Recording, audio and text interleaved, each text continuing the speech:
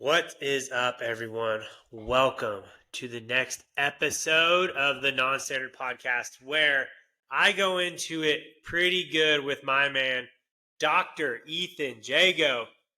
Prior military friend of mine is a SERE Specialist. We went to tech school together, Bravo flight.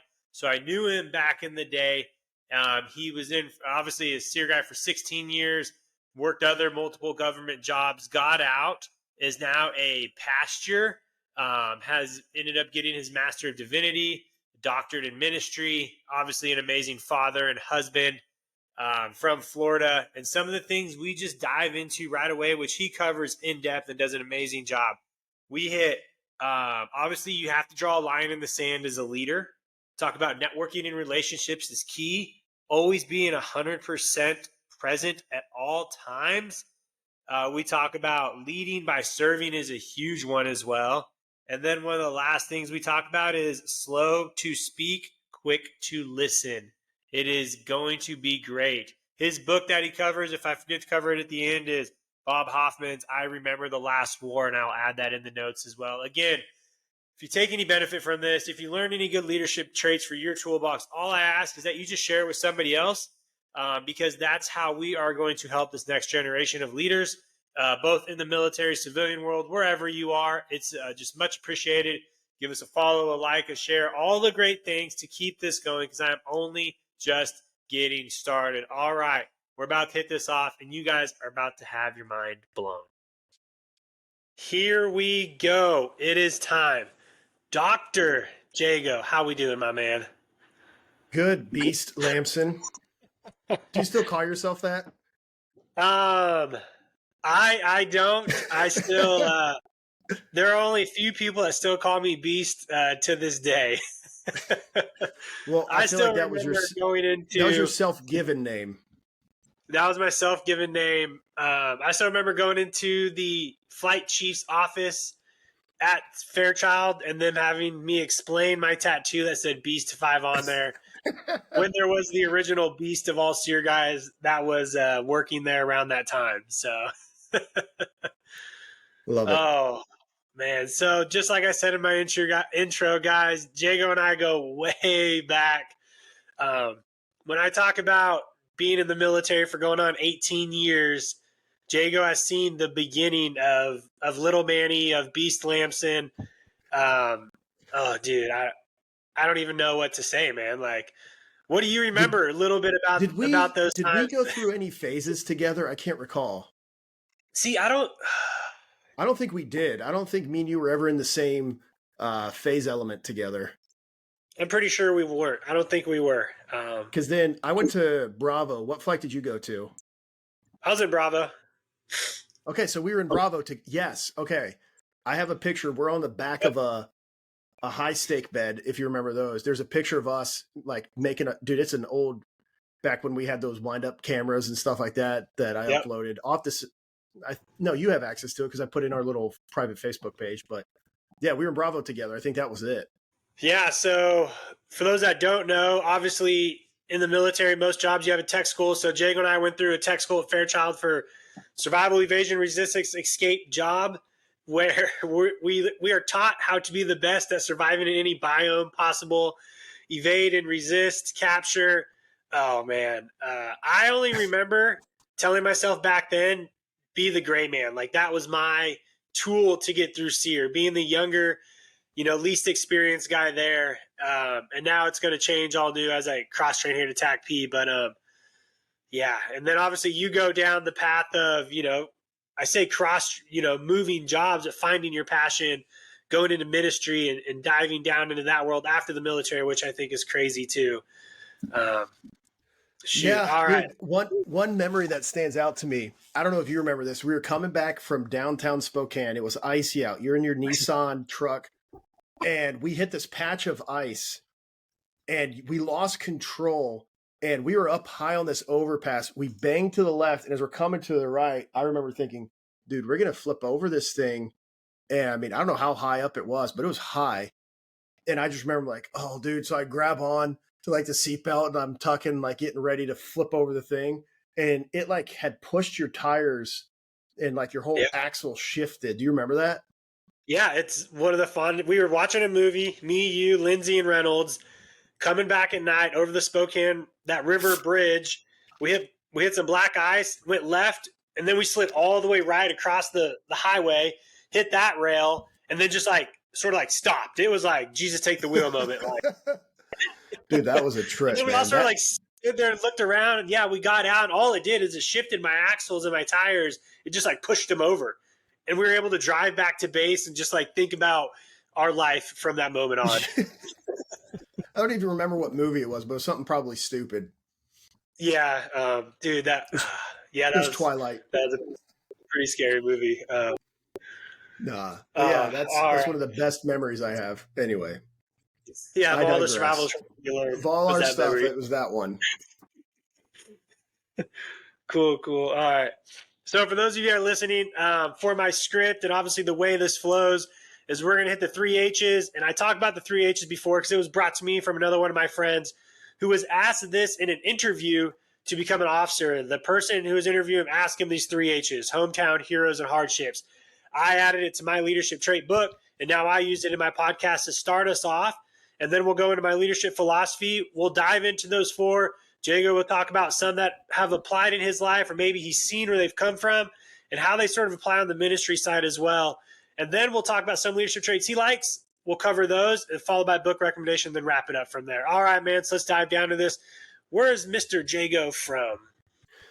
So I consider Pensacola home. That's where I spent most of my time. But then 8th grade year, moved up to Philly, and I lived there for a couple of years. So I kind of danced back and forth between calling Philly or Pensacola, Florida home. So I spent more time in Pensacola, so I kind of just refer that as home. But I don't really, like a nomad. We moved around a lot, but Pensacola, I'd say, is home.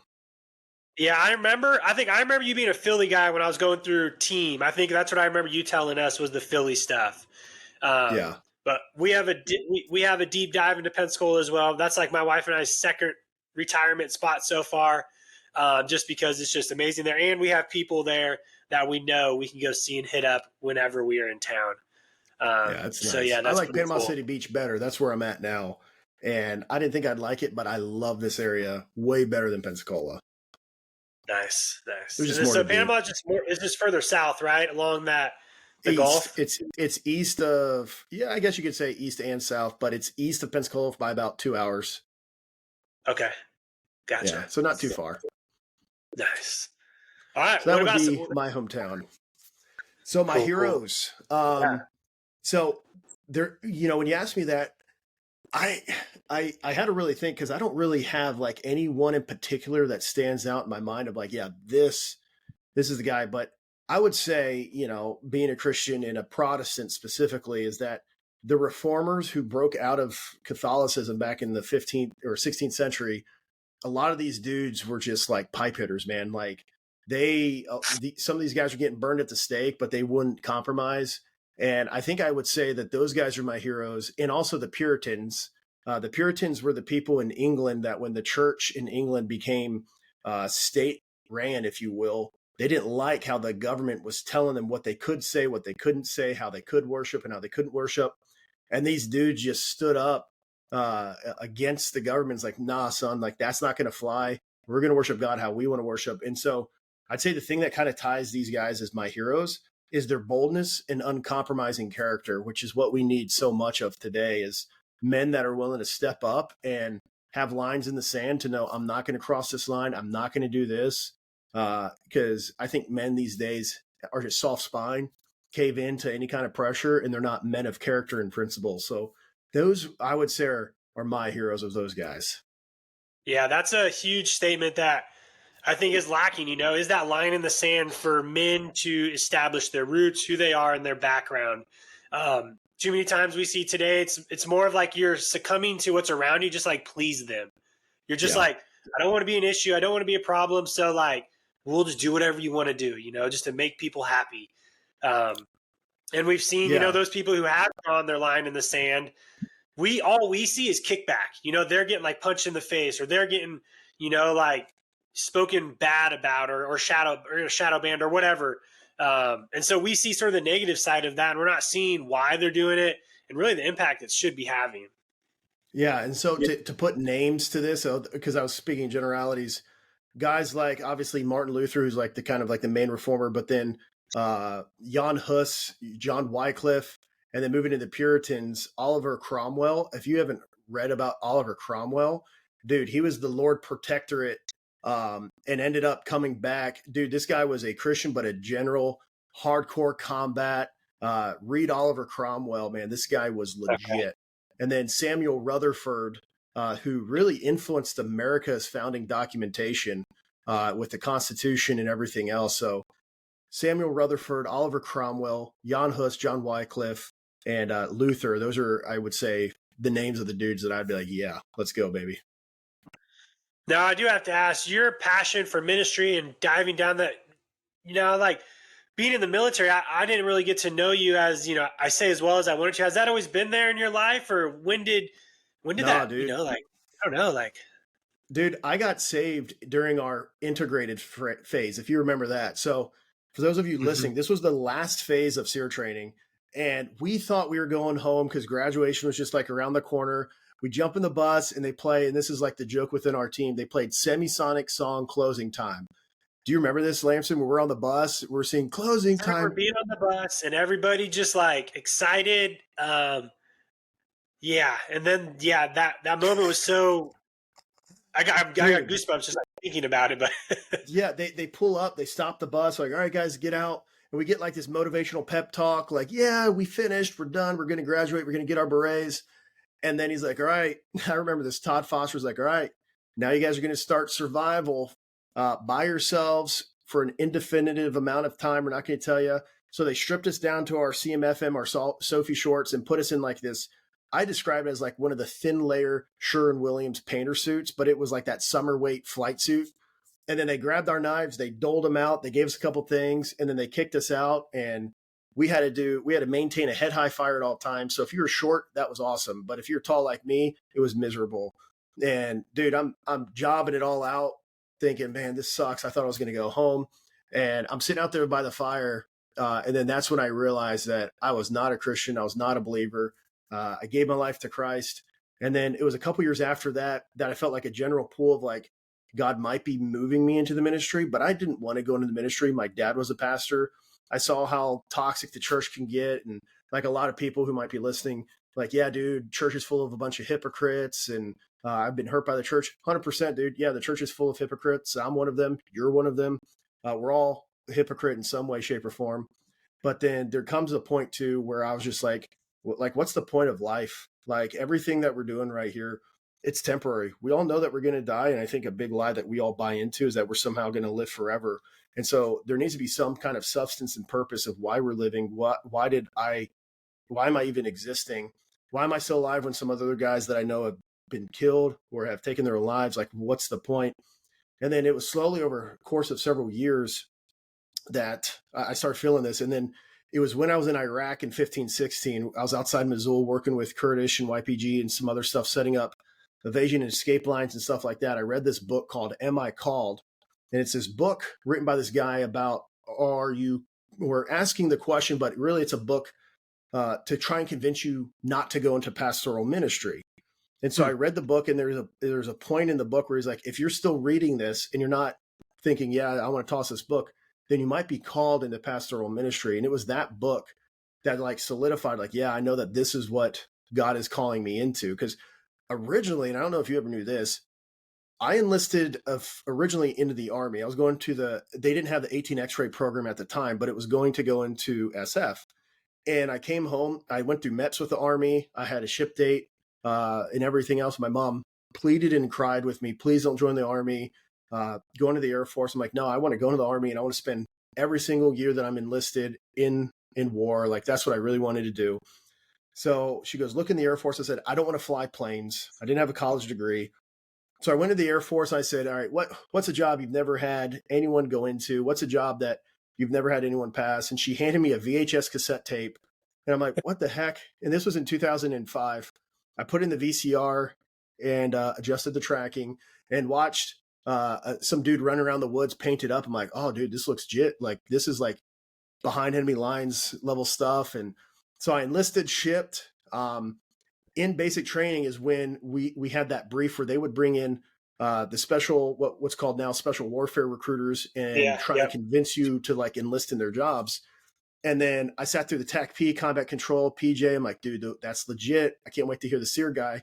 The SERE guy comes in. He's like, we primarily teach. I'm like, I don't want anything to do with this. So I tried to switch my contract in basic training to TAC-P. And there's a guy in my flight in basic training that wanted to go SERE. He didn't want to go TAC-P. So he and I, all during basic, were trying to fight to switch contracts. It didn't end up working out. So you're going to love this.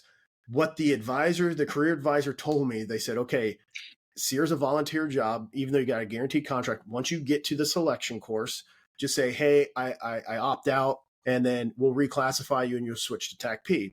So we get off the bus at Medina, and unbeknownst to me at the time, these were blue ropes that were just like, these are people that are in no way, shape, or form connected with the career field. These are just either people that have quit out of training and they're waiting to be reclassed, and they get this stupid, what looks like the infantry rope.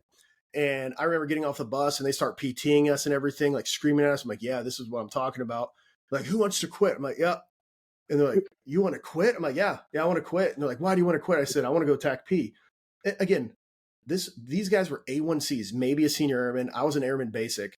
And I thought that these guys could control my career. I'm like, you're never going to go TAC-P. You're never going to do anything. You quit. So they sent me over to the SERE cadre office before I even started. And I forget the guy's name. He was an older SERE dude. And he said, so Airman Jago, you want to quit? I said, yeah, I want to quit. He goes, why? I said, I want to go TAC-P. And he goes, why do you want to go TAC-P? I said, I want to go into combat. And he's like, well, SERE does go into combat. We are trigger pullers. And I'm like, oh, okay. So I went through selection. We didn't pick up one weapon. We didn't do any small unit tactics. We did none of that. It was just food, sleep deprivation, and then teaching. And then I passed that. I got selected. And I remember I called my dad and said, Dad, this is not for me. I want to quit. And he goes, well, if you quit, will you be able to get the other job? I said, I don't know. It doesn't seem like I will. He goes, well, just see how long you can take it. But anyway, I say all that is that all of that teaching, all of that instructing has played a incredible role in what I'm doing now. And that was always God's plan for me, even though I didn't want to teach primarily, and then even when I progress up, like taking people out into the wilderness and teaching them survival. And then I remember I was a part of the Airmen Against Drunk Driving program, and I thought that I could public speak. And I came up during a commander's call. It was the first time I have ever done large public speaking. It was at base at Fairchild. And they said, and now Airman Jago is going to talk to you guys about Airmen Against Drunk Driving. There's 400 dudes, and I about crap my pants. I was like, I butchered it. I'm like, holy smokes, this is different. And then I moved to water survival, where it was platform teaching and PowerPoint. I was awful. But one of the SERE guys, Paul Maples, he's like, dude, I'm going to work with you. And so he did like on the job training, personal like investment, and helped me become a way better speaker and teacher from the platform, which is a whole other type of teaching from just taking a bunch of dudes in the woods and teaching them how to shelter and fire. That's easy. But then when you have like a legit curriculum and a flow that you have to get to, that revolutionized my speaking ability, my teaching, my stage presence, which has directly impacted me. So to answer your question, I never wanted to go into ministry. I never wanted to be a pastor. That was never on my docket, never on my radar, but God had other plans, and everything that he had took me through from that point, all through my military career and my contracting world. And then eventually when I became in a full-time ministry, I look back and I'm like, I can see why. Now I see why. Man, that's cool, dude. Man, that's, yeah. Yeah, man. Yeah, I'm just trying to reminisce and go back to those days when teaching in the woods was the life. And I get a lot of people that ask me, what's the best job I've had in the military? I still think being a SERE guy was and is my favorite job, because I don't know, man. It was just that's where I became me as a person, to speak in public, and I loved being outdoors. I don't know. It's and it was just you. Like, it was just you out there doing what you had to do. I love flying in the B-1. I don't know where the TACPO is going to go, but it's different when that's like your first job. You definitely have a lot of goosebumps there, and you learn a lot and you remember a lot. I still look back and go, I don't even know how I made it here. Like, that's what's crazy. Everybody will be I like, don't know how you made it there. oh, man. Well, it's a trip, Yeah. dude, because like all the guys in our team, and for all SERE guys for the most part, Yeah. the skills that you learn of being, they teach you to think asymmetrical. You think outside the box. You are Yeah. used to problem solving with little to nothing. You have to make on the fly 25-cent decisions. And the amount of responsibility we had as 18, 19-year-olds with like 4 or 5 guys who the military had invested millions of dollars in, and then now I'm taking them out and we could ruin their lives and their career. And so that's an enormous amount of responsibility. And all those tools that I learned at SERE, I'm like, dude, I may not have appreciated it at the time, but then now as a father, a husband, and then as a pastor now, I look back, I'm like, dude, I wouldn't change a thing. It taught you so much life skills, confidence. It was a phenomenal job. Yeah, I definitely don't appreciate it as much for what it taught me now. Because I look now to where I'm trying to cross train, and every leadership trait they look for, I'm like, oh, I developed that when I was 18, 19-year-old, going through SERE, how to make decisions in a stressful situation, how to, just do those things where I didn't even realize it back then. But they didn't tell us, though. They didn't tell us back then, like, these are leadership traits you can apply to your life. They're just like, go do this. Here's your time hack. Go start a fire. You're like, okay, yes, sir. Yeah. Well, and the task saturation too, man. A lot of people can't handle stress, but like for those listening who don't know what I'm talking about, they would every single phase, like night one, all right, everyone get out your notepad and your papers. And that's something that I still practice today. Always have something to write on, always have something to write with. And they'd be like, all right, here's what you do. And they just go through this huge laundry list of things to do. And you're like, there's not enough time in the night, especially if I'm going to try and get any sleep. Well, that's the point. You're not going to get sleep. And it teaches you how to prioritize, categorize, and tier your levels of need and to knock it out systematically and to be able to like, yeah, I'm not gonna be able to get all this done. I'm gonna get all this, but I know I need to get some kind of sleep. So I'm just gonna pay the consequence and just get as much done as I can of what I deem is a necessity to get done. And dude, that's helped me out so many times in that task saturation where some people just is that fight or flight. But when you get that task saturation, so many dudes freeze. And this is the saying I always like to do. When you can't make a decision, it leads to indecision, which leads to no decision, which is a bad decision. And so when you think about it that way, it teaches you make a decision, own the consequences. And that was the other thing it taught me too, is fessing up. Because there's a lot of times I try to hide things. I would dirtbag something up or something, and it always came out. And they'd be like, all right, who did this? Everyone's quiet. Eventually they know who did or didn't do it. And I'd fess up like, Jago, why did it take you whatever? And then the the repercussions were way worse than if I just stepped up. Yep, I messed up. I didn't do it. Here's why. Cool. You're still going to get disciplined, but not nearly as bad if you had tried to hide it. And so I would say that really teaches integrity, which is, I think, is incredibly crucial for us to, especially as leaders. You got to be a man of integrity, Yeah, one of the things you covered in there was you only need 40% of the solution to make a change. You don't have to wait for 100% of all the data. Just grab what you can and just make a decision. It's in multiple books out there about people that are in stressful situations. They have something to work off of. They'll end up doing something right. Yeah, man. All right, man. Let's talk about. So your hardship is work, deployment, life balance. Let's just hear a quick sum up of, for those who may not be familiar with what it's like to have to deploy life balance and work, tie in some leadership traits maybe you didn't know at the time, but how they applied to be successful in this area, or how do you just balance it all? Dude, I'd say a huge point for me, and this guy, he was a teammate of ours, and I would say he's my best friend, but also my mentor, is Tyler Pitcher. We were stationed together at Travis Air Force Base, and that dude, I tell him this all the time. I said, Pitch, I don't think you realize how much you helped me out there. What he taught me was networking is key. Networking is so key because, dude, I was like a bull in a china shop. I'd come in like, I'm not doing this. I am doing this. And he'd be like, Jago, you got to calm it down. You got to build relationships. You got to build rapport, networking. And then too, he always said, he's like, dude, no one's going to advocate. I never had a good boss. I'll just be frank. I never did. I never had a boss that advocated for me. I never had a boss that tried to help me with my career. Never. I never had that. And Pitcher was like, dude, you got to take your career with your own hands. And so the years at Travis, dude, he and I were gone almost 200 plus days a year. And so if you didn't do that, you would never get the qualification or the certification or the school that would help you out years down the road to get that job or to get that deployment. And so that was when it started. And then it led me to, I was stationed at Fort Benning. I was an airborne instructor and a jump master instructor. And that was a miserable time of my life. I was there at 2 a.m. till 8 p.m. on certain weeks, hardly saw my family.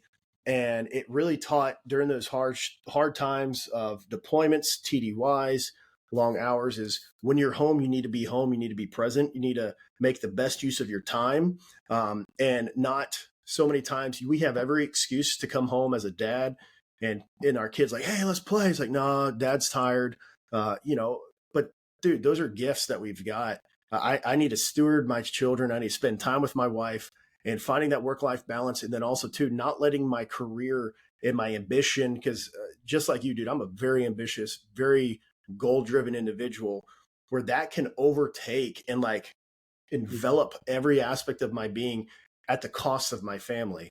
And so knowing when to say no, knowing when to turn something down, even though it's a great opportunity, fantastic future possibility or something else like that, is that I got to look at what's in the best interest of my family. And that's a hardship that I think everyone goes through throughout their whole life. I've got other more traumatic things too on a deployment, but I would say as a whole, that was probably the biggest thing, is balancing my ambition, my goals with a work-life balance to create a healthy family. Because I didn't want to have my kids reject me and like, because you got to think, when my kid my son's 13. I don't want him to be 16, 18 or whatever. When I want to spend time with him, he's like, I don't want to spend time with you because you were never there for me.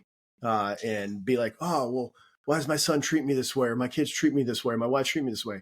It's because you have consistently shown over your whole life that they're not a priority. And so that's I think a consistent kind of tension that you have to wrestle with being a super ambitious, goal-driven kind of person, Yeah, there's three things I wanted to add more on from there. One was always be present, whatever situation you're in. Yeah.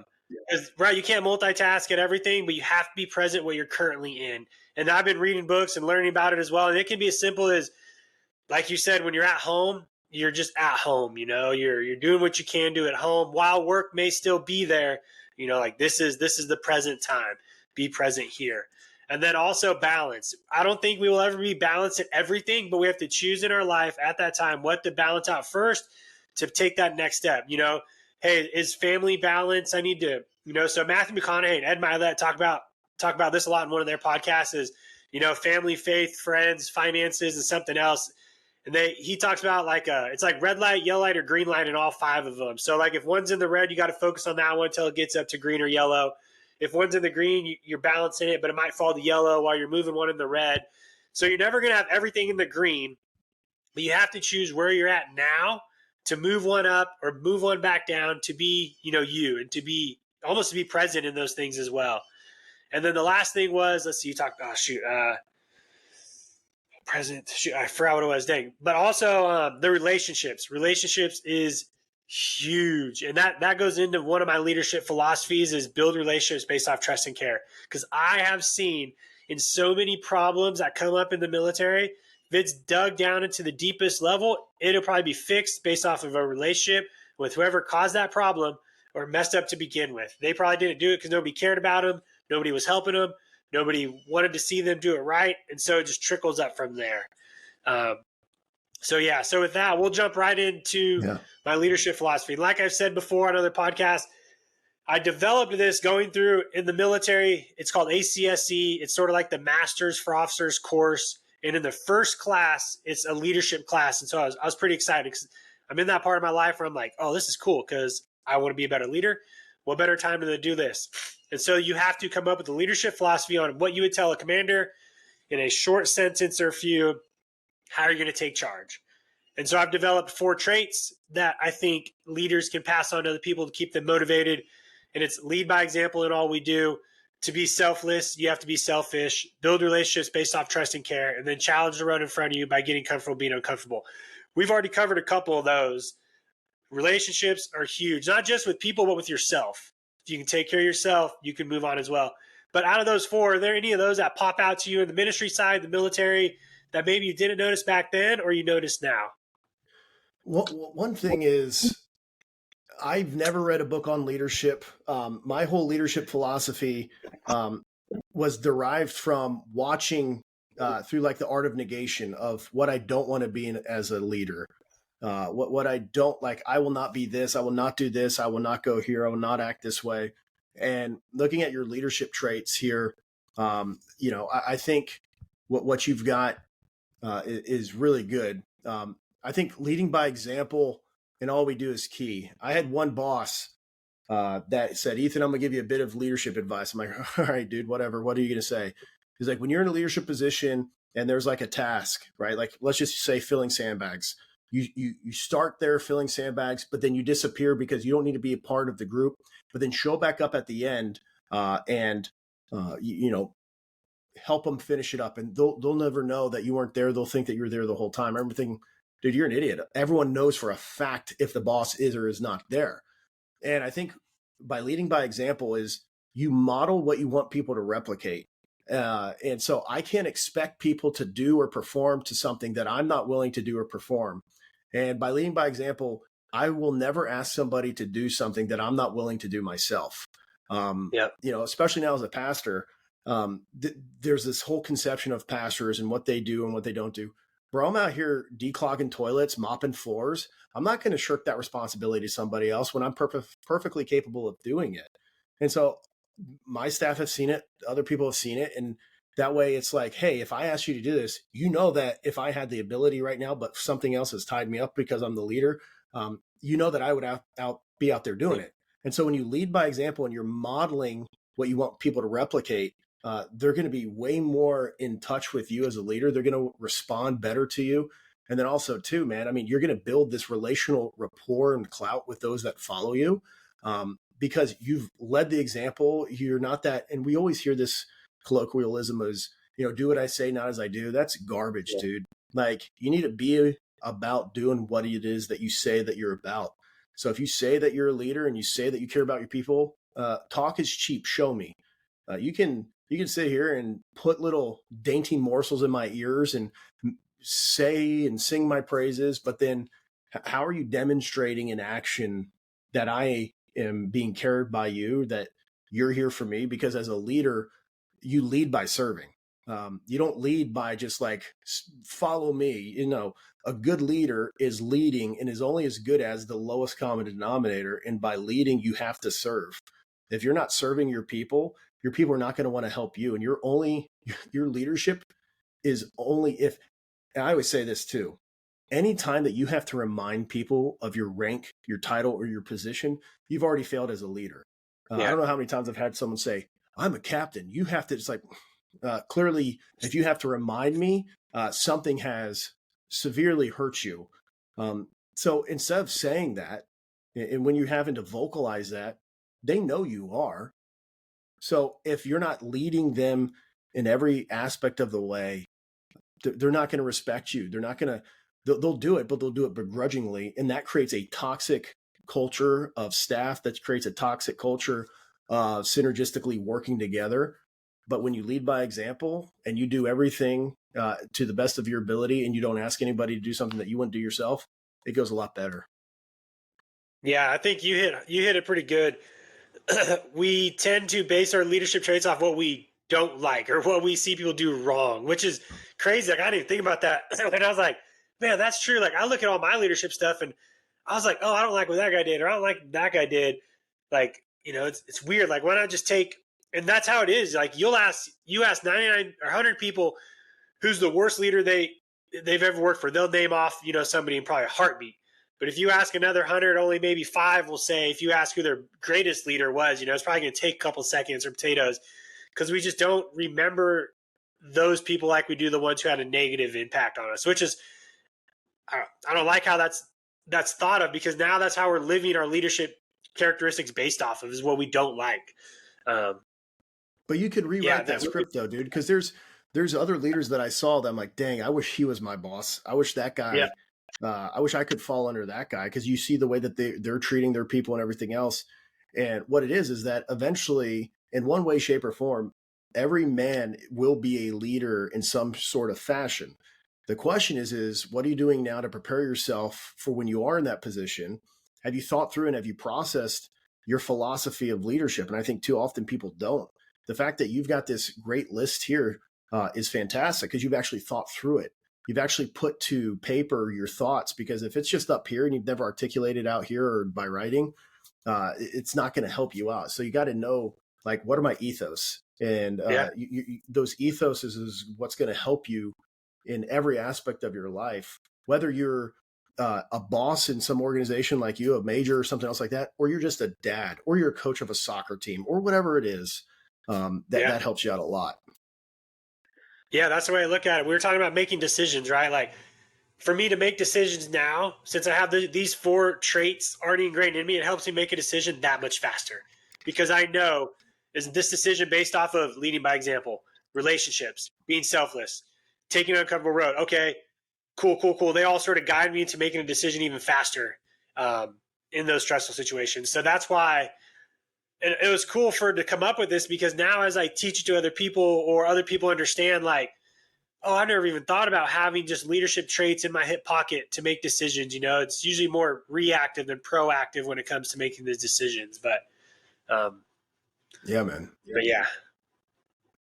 All right. Let's dive into the 3 that you noticed, which were: be teachable, no one cares who you used to be, and be humble. So just why those 3? What makes them stand out?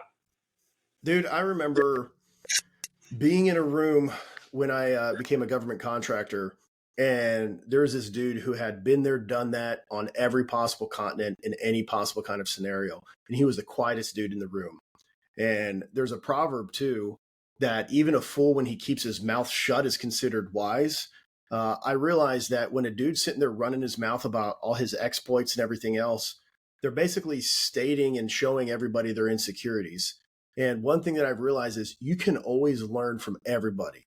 So Yeah. a good leader is teachable, because how many times have you been in an organization and we're doing something a certain way and no one's asked the question, is this the best way to execute this? Is there another option? And, as a young person coming up, you're like, man, why are we doing this? I need to know the why. And if you don't have a good justification for it, let's figure out a better way of accomplishing the task to the same end state, but let's prioritize time. I mean, time is like I value my time more than I value anything else. So time is money. And a lot of people don't think that. But when you think about learning from other people, regardless if they're junior or they're senior or they're old or it's out of date, like, you can learn something from everybody. And I think a good quality of a leader is you're teachable. So if you've got a junior staff member or someone else like that, and they're like, hey, Ethan, or hey, Manny, I noticed we've been doing it this way. I think we could streamline this up a bit and do it a little bit better. It's like, awesome, dude, tell me your plan. Like, what I don't like though is when someone brings me a problem. Dude, I know all the problems of the organization. You don't have to bring me a solution. And so being teachable gives you that opportunity where the commanders are always like, I got an open door policy. No, they don't. I haven't met one commander that's got an open door policy, because I went in one time and I complained and I had solutions, didn't want to hear a thing. So it's like, dude, this isn't the organization's best interest, but you don't want to listen to me. So you don't have an open door policy. You're just cheap talk. So being teachable, you can learn from everybody. You're not the smartest person in the room. And everybody has something to contribute. Otherwise, why are they in your organization? You know what I mean? And if they're just a dirt bag and they shouldn't have been there in the first place, get rid of them, bring in somebody that needs to be in there. So that's like trait number 1 of be teachable. And I think that's so key. Even your kids, dude, you can learn stuff from your kids, even if they're 10, 8, 9, 13. Dude, they're smart. Like, they can bring stuff up and you're like, huh. Because what I think happens is we get into routines and we get in traditions, and we never question those routines, and we never question those traditions. And it makes you think like, well, yeah, why do I do that? I don't know. I'm going to rethink that now and come up with a better solution. Or I need to figure out why I am doing what I am doing. You know what I mean? Yeah, especially when it's our first time doing it, right? Like you said, kids, like being a father, we think everything we're doing is the right thing because we're the father and they're the kids. So like what we say is gold. But I bet you if we were just to ask them or let them know like, hey, how would you do this? Or how can I help you do your laundry better? They'd probably give us a solution that's a little bit better than us just yelling at them to go do their laundry. Or they'll present something and it gives you an opportunity to speak into them. Like, yeah, Dad, I think I need to have cookies every day. It's like, no, dude, do you want to be some fatty? That's why you don't eat cookies every day. It's like, okay, thanks, Pop. Yep. Yeah. So, man, be teachable, be coachable, always be learning. That is another one that's literally on the next pedestal of those four. Every feedback I get, which is what I love, and I see it all the time. Um, but you also brought up having solutions to a problem, which I think is amazing, because there's a lot of times where people will, or your leadership will be like, "Hey guys, obviously if you have problems, come bring them to me." But I've seen it now that if they can come with that 60% solution, man, it just shows me they care, which is one thing. And I can just give them a little feedback and go push them on their way, and they'll probably get the problem done. Yeah, well, and But that's the key too, Lamson, is that if they bring something, because everyone wants to be empowered, and a good leader empowers their subordinates. So if someone comes up to me with an idea or a solution, empower them and it gives them buy-in, it gives them skin in the game. Hey, that's a great idea. Execute. If you need anything else, let me know. I will resource this. I will back you up. But this was your idea. I want you to take ownership for it, so that way I can give you the accolades or the praise or whatever else. Because I've got a perfect example of that. Some of the stuff I was doing in Iraq, I got put in for a Bronze Star. I'm like, okay, wow, thank you. Well, months later, I never received the citation, and I see this commander. His wife posted like, "So proud of my husband, you know, this and this and this. He just got his Bronze Star." I'm like, "Cool." And I read the citation; it was verbatim my citation of everything that I did. He empowered me. I did all this stuff, but then he was the one who got it, and I got like an achievement medal. But again, now that I'm out of the military, I don't know where my medals are. It doesn't mean a hill of beans to me now. But it's just like you want to motivate and spur up your people. And you do that by giving praise and accolades when they deserve it, because you're already going to give them negative feedback. But if you're giving them constantly criticism and construction or constructive criticism and everything else, you need to be doing the reciprocal of that is by giving them praise and accolades when they deserve it. So you give out praise and then condemnation when they deserve it, you're going to have a good organization working for you. praise is huge. It's in the book I'm going to be recommending today. And I have started implementing it more in my leadership just style. So recently I went on a 5K run with an airman here on base. They just reached out to me to come do this run with them. I wasn't going to do the run, but I was like, hey, this airman has just reached out to me to come do this 5K with them. So I went and ran with them. We had a nice run. We chatted. We got done. He said it was his fastest time, and like we talked a little bit. But I was understanding like, man, that took a lot for him just to like come up to me, ask me to go on a run with him. Then he goes on this run. He's dying. He's working. He's grinding. And I was like, man, dude, like I can't just like be acceptable on saying thanks, like. So I just went out and I emailed his commander and I was like, hey, sir, like just let you know, if you get a chance, just go give this guy like a little attaboy, like a little shout out, a roll call, because he went out, he called me out to go do his 5K with him. I wasn't planning on doing it, but I went and did it.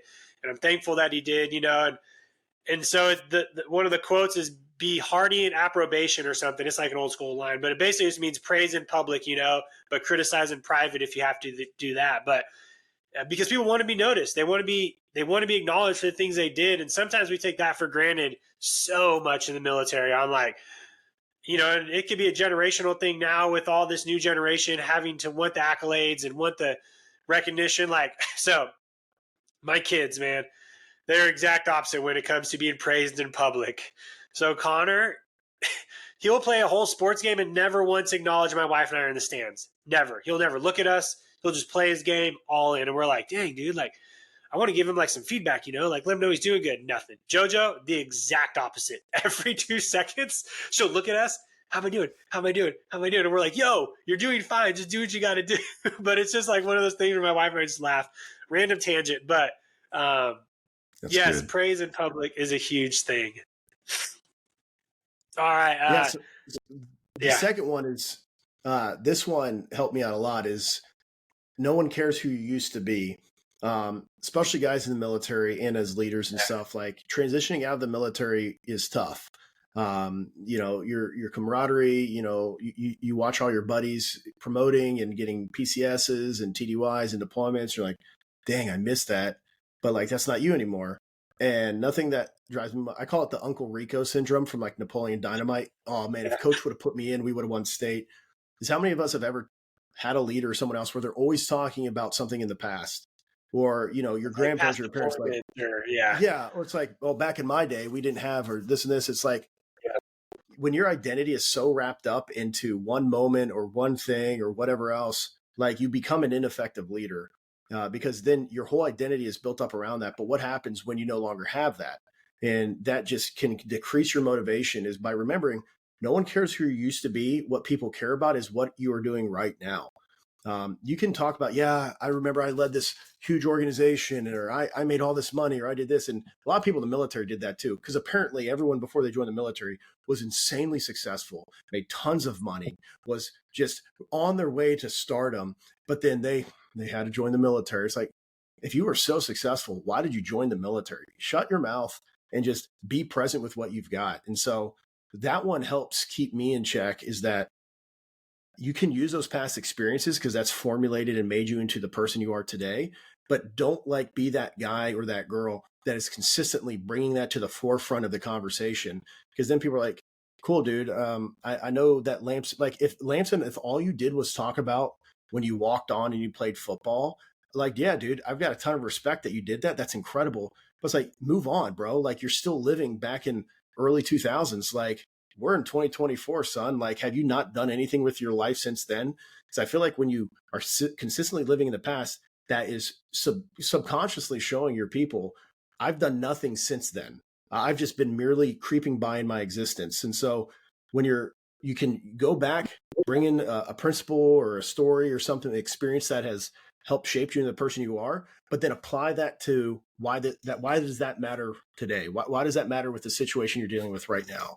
And I think that will help you out, because I think a lot of people have high expectations, or they have something that they're shooting for, but they're not at that point. And so since they haven't achieved whatever it is that they're shooting for, they go back to some safe area or their last bit of accomplishment to compensate for what they didn't hit. It's like, dude, if you didn't hit that, move on. Like, it wasn't in the cards for you. And it just helps you be able to listen, to react, because leadership is very kinetic and it's very fluid. There's no one size fits all for everybody. You can take some of the principles that Lance and I are talking about, incorporate some of those into your own leadership strategy, but it may not work for you based off of your personality.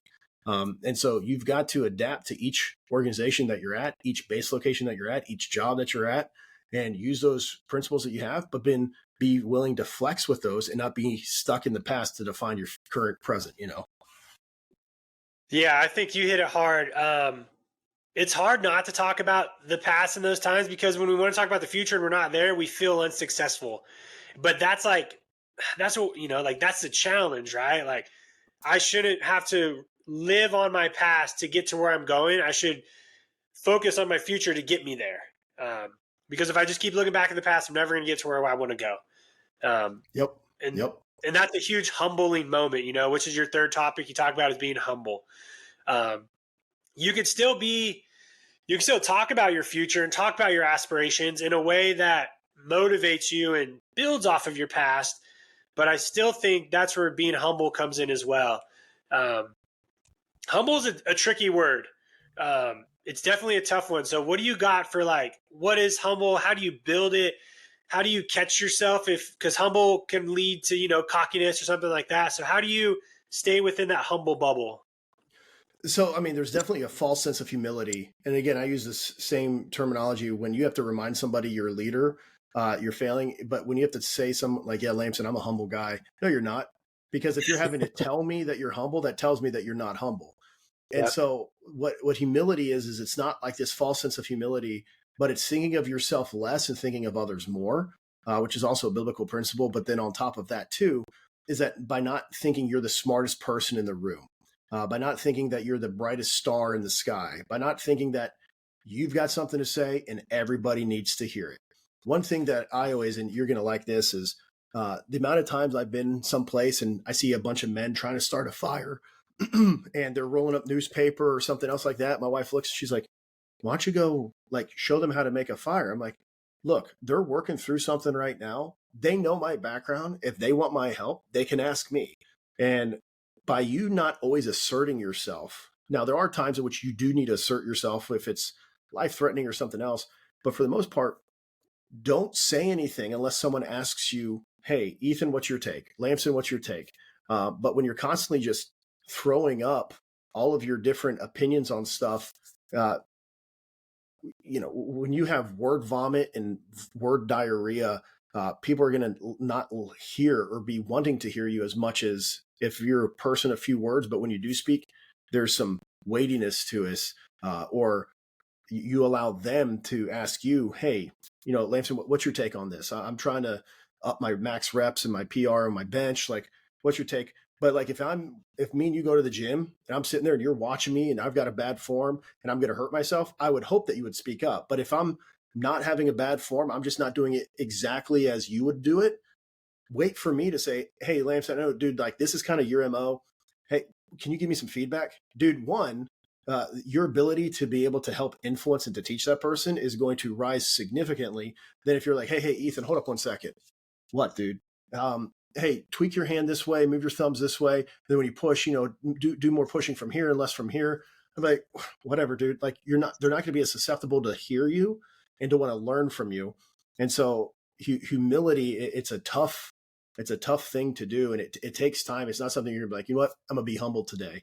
But there are principles that you can take is being slow to speak, being quick to listen, not always asserting your opinion, and waiting for people to ask you, hey, what's your take on this? And you do that by thinking, I'm probably not the smartest person in the room, or I don't have the golden answer. I'm not the genie in the bottle. So I'm going to sit back, listen, assess. And if I really feel strongly about something, then I'll speak up. But otherwise, I'll just keep my mouth shut until someone asks me what I think. Yeah, I added that slow to speak, quick to listen as a simple little leadership trait there, because that's a big one. I've seen in the newer generation of leaders, that is hard to do. It is hard for them to just sit back, wait for their time to lead, and then give their input. They're really quick on do this. Here's what I would do. Here's what you should do. Yeah. How do you, what's a good tip you have for these younger generation to still be a leader, but sit back and listen? So you talk about humility and humble, but what's like a trait or like a technique or something they can work on and practice? I think this goes back to my first point of being teachable is, so if there's an issue, if there's a problem and you've got an idea on how this could be solved, ask your people first. Be like, hey, what do you guys think? And see what they've got. Maybe one of them has the same answer that you have. Is you can't have an opinion on everything. I mean, you can have an opinion on everything, but it doesn't mean your opinion needs to see the light of day. You can't always have the right answer. You will not always have the right answer. And so being able to admit, yeah, I don't know, is so important, more so than me saying, yeah, here's my take on it. And so one thing that I always like to do is ask for feedback, ask other people if you're mentioning something, well, Lamson, what do you think?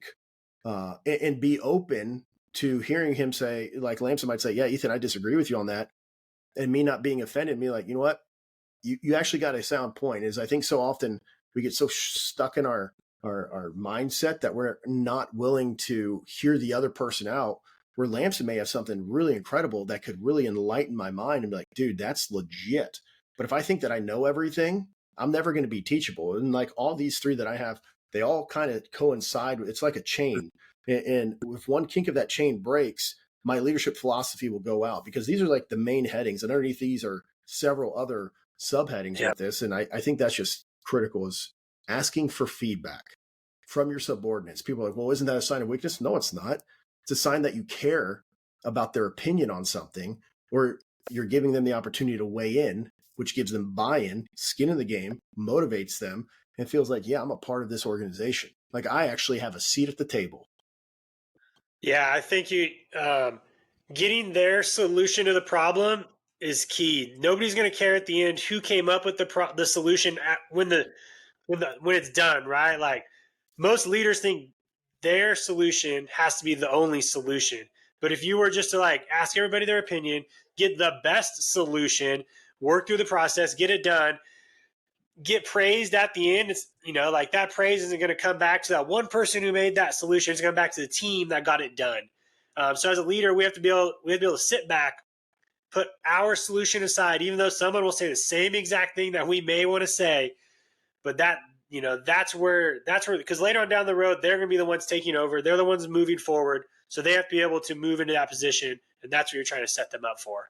Yeah. And I think too, being a leader is not always looking to receive the praise from your subordinates. Your subordinates should not be praising you of like, man, Lamson, you're the best boss. You're the this, you're the that. That should never be the case. What we as the leaders should be stepping back and allowing, as you've said in your other list, and I agree, you lead from the rear. So I step back, let them receive the praise, let them receive, because their success is my success. I can't look at it as like it's a me versus them, or I'm good, they're bad. Like they make you an effective leader when they work the right way. And it's your job to find everyone's passions, what motivates them, what ambitions they have, pour gas on that, and it's only going to make you a better leader. But I also I just think so often leaders make it all about themselves. They're the ones getting the praise. They're the ones getting the accolades. They're the ones that wants to get the pats on the back. And when an organization recognizes that in their leader, people become what and who they are underneath and who they're underneath. You're going to create a bunch of other self-serving, self-seeking, self-licking ice cream cones within your organization. Man, yeah, that's sweet. All right. Lastly, we will cover a book recommendation you got, and then I'll jump on mine. So what do you got for the masses? So I read this book. It's incredible. It's written by Bob Hoffman, and it's called I Remember the Last War. So this is written from an American perspective on when America entered into World War I. It's incredible, this guy. And, so often we think of just trench fighting. But at the early stages of the war in certain sections of France, there were trenches, but they were taking hills and everything else, and showing like how America turned the tide in World War I. There's one section in the book when it was in his platoon, it was him and then a bunch of Texans. And he goes, these Texans, they are warriors in their blood. Their ancestors fought in the Alamo. These guys were 6'4". And when they stormed that hill, and these Germans, he goes, you could see it in their eyes when they saw the 6'4" Texan, just burly mass Texan jump in the trench. The Germans would just, and Germans are big people too, man. I know you got German national. Actually, your mom and I have spoken German. I've got German background too, but like compared to like an American Texan, it would just really stood out to me in his book. He's like, the Germans' eyes were as wide as saucers. Like they knew that there was a new force to be reckoned with in this war. And everyone wanted a piece of the Americans when they found out that America started to enter in. And his platoon was one of the first guys engaging in combat at the very beginning stages of America's involvement in World War I. It's an incredible book, incredible read, easy to read. And there's a lot of great leadership insights in this on like how he was, as a junior enlisted person, immediately got promoted into, not in a like going from private to staff sergeant, but like he's the only dude left alive as they're running this hill, and he's having to orchestrate sectors of fire and everything else because he's seeing the battle because he had a little bit more experience and stuff. So yeah. Did you see that bubble? Nice. Yeah. It was like the last one I was on, we had fireworks. It was crazy. That was weird, dude. I'm like, what in the? I don't see any bubbles around here. But yeah, that's my book. What's your book? So mine is How to Win Friends and Influence People, because it's already covered a few things we've already talked about today. Praise in public, ask questions, care for your people. Very simple book by Daniel Carnegie, which is great because it was written in like the early 50s. So he has a lot of references to like these old school CEOs like Charles Schwab and Rockefeller and these old presidents and stuff, but they're all still applied today. And I'm reading another book like yours called About Face by General Hackworth. And then this book. So like, I love my books like this one that I can take simple traits from and apply. And then I love the military ones or story ones where I can like get an actual understanding of how these tactics have been applied in real life. So yeah, that's what I threw in there today. It's a pretty easy read, only like 220 pages, but a lot of simple stuff. You can just like check mark and be like, oh, that's good. That's good. So. Heck yeah, dude. All right, man. What else? Do you got anything else? If not, man, like that was amazing. No, I think that's without overloading people or anything else. Yeah, I think that's good. Otherwise, you and me could be talking all day, dude. I know, man. I look forward to next time. We should just like schedule these every couple months, just to, like catch up. Yeah, heck yeah, dude. Heck yeah. Well, cool. Is there anywhere you want people to follow you if they want to reach out? Anywhere specific you want me to throw in the bottom, or what you got? Yeah, I mean, I've got Instagram, YouTube, and my own podcast as well. My Instagram's Ethan Jago. My YouTube and podcast, you can find the podcast on Spotify, Apple. It's called Battlefield Theologian. I've got a lot of stuff in there. Everything from spiritual to physical to leadership, masculinity, because if there's anything that drives me nuts right now is how the culture is trying to feminize men. And so I've got several things on there. I did another one with my buddy who's a SEAL on The Impossible Life. It's a part 2 on biblical masculinity. Yeah, I think I saw that one that you shared a little bit ago. Yep. Yeah. So I feel like I need to get on one with me, you, and then Chris Weichman. We're all sort of on that same like bring back that like just that male role model figure. So this is crazy, and even though we're towards the end, but I try to watch my kids' shows on Netflix. And the dad on the shows are just worthless on every kid's show, man. Like, It blows my mind. And I'm like, bro, like I think one of them is like the Thundermans or the Fundermans or something. The dad's lazy and comical.